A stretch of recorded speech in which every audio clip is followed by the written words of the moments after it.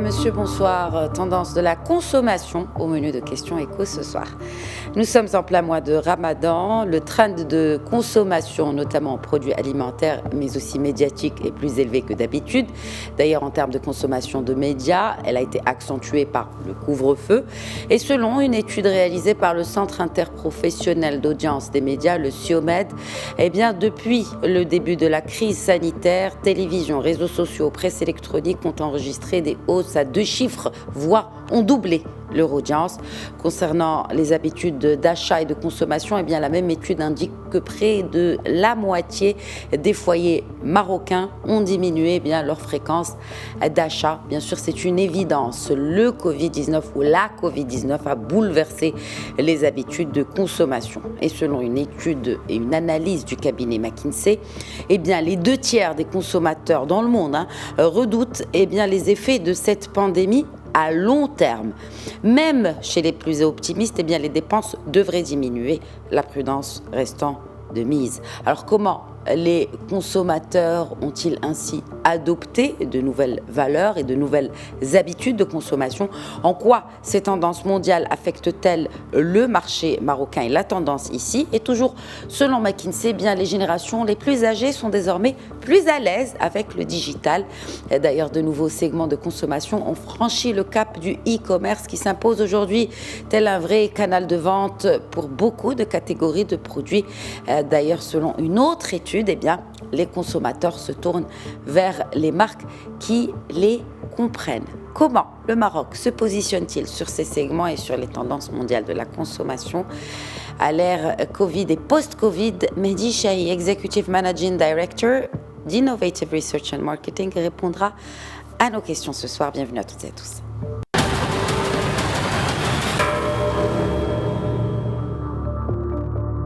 Et sans plus attendre, j'ai le plaisir d'accueillir depuis Casablanca Mehdi Chahi, Executive Managing Director d'Innovative Research and Marketing.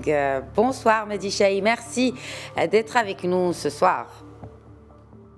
Bonsoir, tout le plaisir est pour moi. Donc clairement, les tendances de la consommation ont changé au Maroc, mais est-ce qu'on peut parler d'abord de certaines bases qui se sont maintenues et notamment, malgré la Covid-19, notamment avec le mois de Ramadan, mois de la consommation excessive par excellence? Alors, écoutez, Ramadan, c'est toujours l'habitude de consommation est devenue structurelle. C'est une culture tout à fait établie au Maroc depuis des années. Et d'ailleurs prouvé par les différents rapports du HCP à chaque fois. Les résultats sont à peu près les mêmes. La consommation, elle change en faveur d'une consommation beaucoup plus alimentaire vers des produits de grande consommation, avec une concentration beaucoup plus sur l'alimentaire qui augmente d'à peu près 30 à 37%. Et c'est bien le cas qui a été, c'est bien ce qui a été, constaté durant ces 2 premières semaines du mois de Ramadan. Très bien. Est-ce qu'on peut parler d'autres changements de tendance, notamment à cause de la Covid-19, de tendance à la consommation? Est-ce qu'aujourd'hui, le foyer marocain ou le consommateur marocain, de manière plus générale, a pensé à acheter différemment qu'avant la Covid-19? Oui, tout à fait. Il y a eu un changement et ces mêmes tendances ont pris place. Mais en fait, vu qu'on est dans un contexte assez particulier de Covid-19, ces mêmes tendances qui sont observées changent à chaque fois. Je m'explique. Ça fait maintenant plus d'une année qu'on est sujet à une certaine réglementation spécifique concernant la crise sanitaire. Des fermetures, des horaires spécifiques, impossibilité de se déplacer librement en raison des règles de sécurité sanitaire. Bien entendu, un certain nombre de choses ont été mises, le comportement du consommateur a été forcé à une sorte de modelage. Donc on peut remarquer un certain nombre de tendances au niveau du ménage, au niveau du consommateur lambda. D'abord, on a tendance à donner de l'importance beaucoup plus à ce qui est à l'intérieur qu'à l'extérieur. Je m'explique. Au niveau d'un foyer, au niveau d'une maison, on a beaucoup plus envie de renouveler son intérieur, beaucoup plus que sa garde-robe. Ça va de soi parce qu'on vit beaucoup plus à l'intérieur qu'à l'extérieur. Côté habillement, il faut dire que le commerce de l'habillement a été freiné. On pense aujourd'hui à acheter beaucoup plus malin, à acheter beaucoup plus intelligent. Encore une fois, parce qu'on vit beaucoup plus à l'intérieur, les occasions de sortie sont beaucoup moins nombreuses. On a tendance à aller vers de nouvelles technologies, que ce soit des devices, des consoles de jeux, des laptops, des accessoires, mais aussi des applications mobiles, que ce soit des applications pour du VOD, de la vidéo on demande, ou encore des applications pour apprendre différentes langues, je veux dire, que ce soit l'anglais, espagnol ou autre, et j'en passe. Encore une fois, en termes de connaissances, en termes de savoir, on a eu tendance à aller vers de la formation en ligne, se former en langue, se former sur de nouveaux métiers, tels que par exemple, je veux dire, comment faire du commercial sédentaire ou comment gérer les réseaux sociaux, ce qu'on appelle du community management. Il y a eu aussi en fait des tendances vers des formations de design graphique qu'on peut travailler, c'est-à-dire qu'on peut faire de manière distancielle. En fait, côté formation, on est parti vers tous les nouveaux métiers qu'on peut apprendre et qu'on peut exercer sans être obligatoirement lié à un lieu de travail précis. Encore une tendance qui a été observée, c'est au niveau de l'automobile, et d'ailleurs les chiffres de l'EVAM, qui est l'association des importateurs de véhicules automobiles au Maroc, le prouvent bien. À partir de janvier 2021, il y a eu une croissance au niveau des ventes. On peut remarquer qu'au niveau des véhicules particuliers, les gens ont parti vers un renouvellement de voitures ou bien un premier équipement pour ceux qui n'ont pas de véhicule, qui ne sont pas propriétaires de voitures. Et là, les chiffres le prouvent avec une augmentation de 37%. On peut parler aussi de nouvelles tendances ou d'un comportement assez spécifique qui est le renouvellement du parc électroménager brun à la maison et qu'on a remarqué depuis la période du confinement. Certains magasins étaient ouverts et qui ont offert cette possibilité de pouvoir commander en ligne et de se faire livrer. Justement, est-ce que vous pensez sérieusement, donc ce passage-là, est-ce que vous pensez que l'impact du digital sur les habitudes des consommateurs n'est qu'un effet de mode et on devrait peut-être oublier même cela après? Est-ce que vous pensez que c'est une tendance qui est inscrite dans l'avenir également? Ce n'est pas un effet de mode, pas du tout, c'est une nécessité. C'est pour ça qu'un certain nombre de commerces, de sociétés, d'entreprises, de marques, de manière plus globale, ont ressenti le besoin d'aller vers le digital, de s'équiper en application ou d'avoir une présence à travers un site web. Mais en fait, ce n'est pas le digital aujourd'hui qu'on est en train de vivre, mais on est sur un phénomène carrément différent qu'on appelle le phygital, qui prend à la fois le physique et le digital. C'est que, quelque part, le consommateur passe par des applications ou des sites web pour commander son produit, pour s'informer et aller au magasin pour récupérer son produit.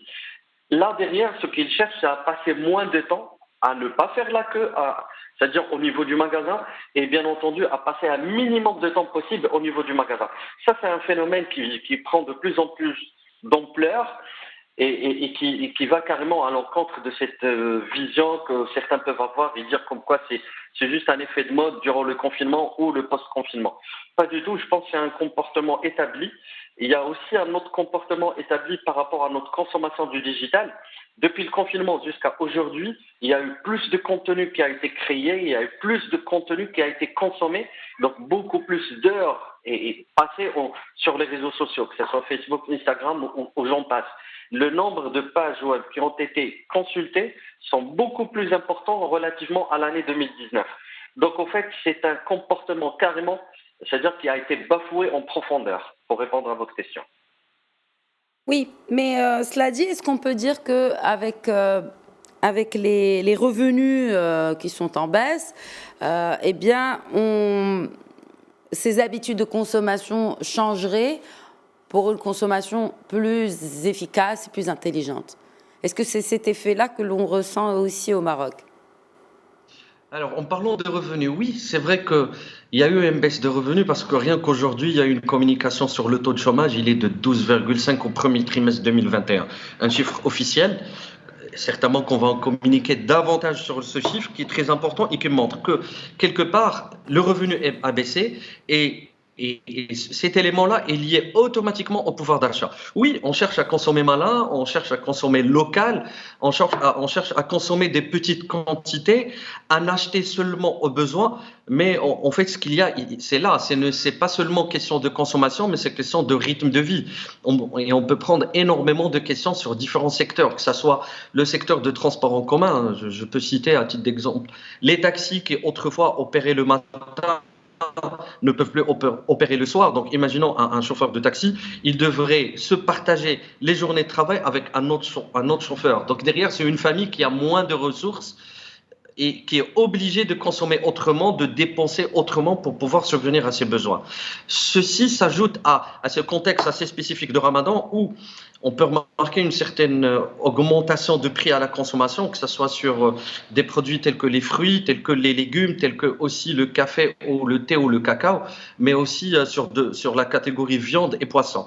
Donc, la solution est unique et la seule.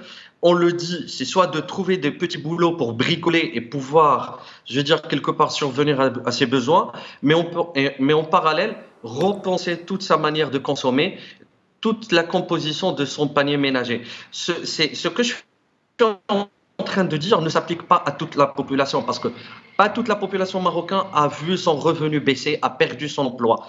Ça dépend des catégories socio-professionnelles, ça dépend de secteurs. Je peux dire, par exemple, un cadre qui travaille dans l'agroalimentaire, on l'a bien su, l'agroalimentaire n'a pas cessé de travailler pendant tout le confinement jusqu'à aujourd'hui pour répondre à une certaine demande et assurer une sécurité alimentaire.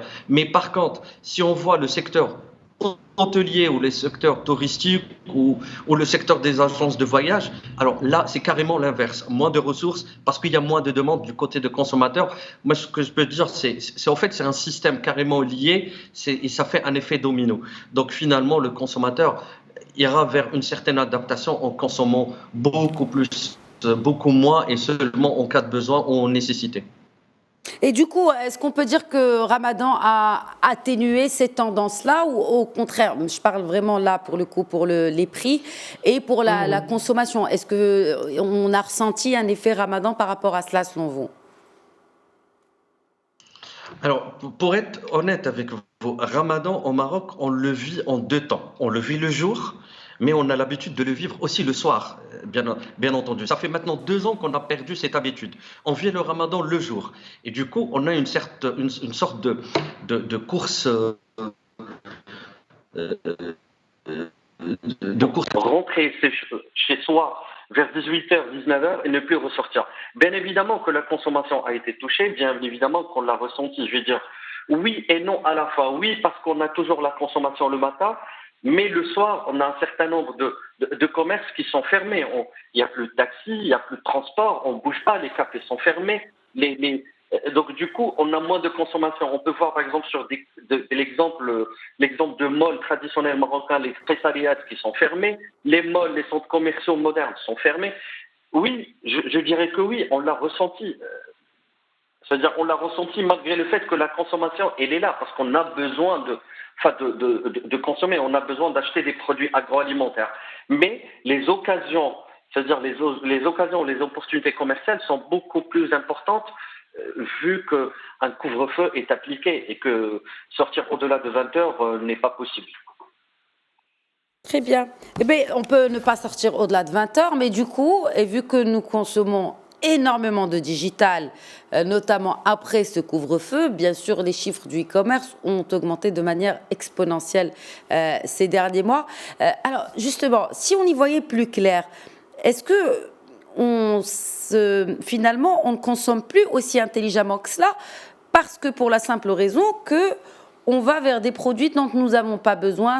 Il s'agit de gadgets, mais l'ennui fait que, et les prix alléchants et attractifs font que, eh ben, on achète quand même. En fait, ça dépend des classes sociales, ça dépend du revenu. L'achat de... Je parle vraiment pas de CSP+, hein, pas de CSPA, je parle de CSP, B et C, avec bien sûr des plateformes de vente en ligne qui proposent des produits vraiment à des prix imbattables. Et il faut que les gens aient finalement un produit qui coûte 10 dirhams, 20 dirhams. Bon, on se dit, bon, allez, on peut... et la livraison est parfois même gratuite. Et donc, on n'achète que des gadgets et finalement, on ne consomme pas vraiment intelligent. Oui, oui, c'est vrai. C'est vrai que ça existe, oui, mais c'est une manière de... Alors, on va l'appeler l'achat hédoniste en quelque sorte. Par manque d'occasion d'avoir accès à des loisirs, par manque d'occasion de pouvoir sortir, de passer du temps au-delà, c'est-à-dire à l'extérieur, hors du foyer, on va être sur des sites d'e-commerce pour acheter des choses et de se faire plaisir, bien évidemment. Mais oui, c'est possible, mais cela ne veut pas dire que le paiement en ligne a explosé. C'est vrai qu'il y a des bons chiffres, oui. L'e-commerce a permis à un certain commerçant de pouvoir exister via un certain nombre de marketplaces. Le magasin est fermé, mais ils ont cette possibilité de vendre. Oui, c'est vrai, vous avez parfaitement raison. L'achat malin n'est pas toujours là, mais en fait, il faudrait peut-être faire la distinction entre cet achat malin parce qu'on a envie d'économiser, d'acheter au meilleur prix et seulement des choses dont on a besoin, et aussi quelque part faire l'achat hédoniste non réfléchi pour se faire plaisir. Exact. Et qu'on va entrer dans la catégorie, loisir. Oui, c'est une réalité, ça existe. Très bien. Est-ce que vous pensez, cela dit, que, puisqu'on parle de consommer malin, est-ce que bien sûr, consommer local veut dire consommer malin. Est-ce que ces tendances commencent à s'installer dans les mentalités, le fait d'acheter marocain?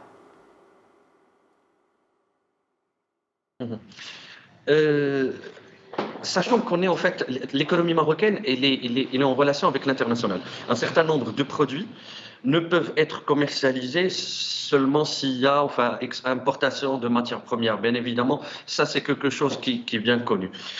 Qu'on achète beaucoup plus local qu'autrefois, en absence de chiffres réels, je vais dire oui et non, pas réellement. Ce qu'on a comme produit local, c'est des produits de terroir. Avec l'arrivée de Ramadan, on est beaucoup plus sur des produits de terroir, miel, emlou, ce qu'on a l'habitude ce qu'on connaît dans notre culture marocaine. Absolument. Bien évidemment, les dates, oui, tout à fait. C'est les produits les plus connus, de l'huile d'argan, de l'huile d'olive. On a une bonne production nationale. Oui, il y a une certaine consommation locale. Mais sur des produits d'équipement, bien entendu, on est toujours sur l'international. Sur des devices, des téléphones, des PC, on est encore sur de l'international. Sur de l'habillement, je vais vous dire, l'ensemble ou la majorité des franchises ou des noms de marques qu'on a au Maroc, c'est des marques internationales qui sont importées. Donc, on n'est pas encore sur cette consommation locale pour encourager l'économie marocaine. Pas à 100%. Peut-être le tissu industriel marocain, il est beaucoup plus composé de produits agroalimentaires fabriqués localement. Oui, il y a ces tendances aussi, où on ira beaucoup plus vers un produit marocain fabriqué localement parce qu'il représente ce bon rapport qualité-prix et surtout permet de prendre soin de son portefeuille, bien évidemment, que ce soit des produits de nettoyage ou des produits agroalimentaires, alimentaires directement. Oui, tout à fait. Et c'est beaucoup plus là où il y a la consommation locale, beaucoup plus que sur d'autres produits parce que tout simplement, on n'arrive pas on ne donne pas une réponse satisfaisante sur des produits d'équipement parce que tout simplement ne sont pas fabriqués localement. Très bien. Et si on devait peut-être parler aussi par rapport à... Parce qu'on le voit dans d'autres pays, il y a comme une espèce de retour au consommé local comme moyen aussi d'aider, n'est-ce pas, les producteurs qui ont beaucoup souffert de la fermeture de restaurants, bien sûr les producteurs agroalimentaires. Pourquoi au Maroc, on ne le sent pas réellement? Bon, à part les produits du terroir, est-ce que... Parlons par exemple de l'artisanat. Pourquoi on ne consomme pas assez de produits d'artisanat par les Marocains? Oui, ça c'est un énorme problème. En fait, quand on parle d'artisanat, on parle d'économie solidaire. On parle c'est assez complexe. Il faut dire que l'artisanat, derrière, c'est des centaines et des centaines de coopératives.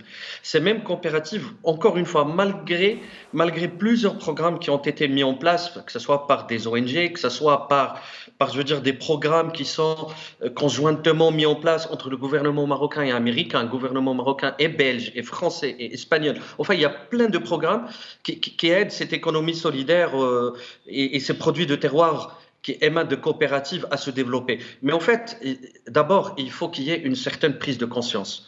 Le Marocain ne consomme pas le produit, je veux dire, artisanal parce que tout simplement, il le trouve cher par rapport à des produits qui sont importés de Chine ou de Turquie. Et si je vous cite rien que les ustensiles de cuisine et les produits qu'on utilise au sein d'une cuisine, il y en a énormément qui sont je veux dire, importés de Chine et de Turquie et qui, face aux produits artisanal made in Morocco, il reste assez économique, beaucoup plus facile d'accès. Encore une fois, ces coopératives n'ont pas, je veux dire, cette maturité dans l'offre de prix. Enfin, le produit existe, il est fait par amour, il prend énormément d'heures pour le fabriquer, mais en fait, c'est au-delà de cela. C'est cette chaîne, encore une fois, qui permet de ramener le produit de chez le fabricant, la coopérative, vers des étalages de magasins. On a très peu de magasins et quand on les trouve dans une grande ville comme Casa ou Rabat, c'est un concept store qui présente des produits avec un certain positionnement assez premium. Donc, pas tous les Marocains pourront y avoir accès. Et il y a eu des expériences telles que le marché solidaire à Casablanca, enfin à côté de la gare de Oasis, qui est assez connu par la population casablancaise. Il présente, je veux dire, c'est une sorte de marketplace. C'est assez intéressant. Mais est-ce qu'au jour d'aujourd'hui, en allant visiter un supermarché, sans vouloir citer des noms, est-ce qu'on trouve des produits artisanaux, je veux dire, issus de l'artisanat sur les étalages des supermarchés? La réponse, tout simplement, non. Est-ce qu'on les trouve dans des magasins populaires? Encore une fois, la réponse c'est non. Donc, quelque part, il n'y a pas une certaine proximité. On achètera des produits d'artisanat quand on est dans une ville touristique telle que Marrakech ou quand on est dans une ville telle que Safi, on va penser à acheter de la poterie. Et c'est ça, en fait. Le problème, il est structurel. C'est un problème de commercialisation, c'est un problème de... Oui, cela dit, il y a une grande chaîne de grande distribution qui s'est engagée en faveur justement de la commercialisation. D'ailleurs, ça peut être la locomotive, sans citer de nom bien sûr, ça peut être la locomotive pour d'autres distributeurs afin qu'ils puissent aujourd'hui proposer des produits de l'artisanat marocain, comme ils proposent d'ailleurs des produits du terroir, que ce soit sur les étals, un peu comme les produits que nous importons. Merci beaucoup en tout cas, Mehdi Chahi, Executive Managing Director d'Innovate Research and Marketing. Merci d'avoir répondu à nos questions. Merci à vous. Merci à vous. Voilà, c'est la fin de Questions Éco. Très bonne soirée à toutes et à tous.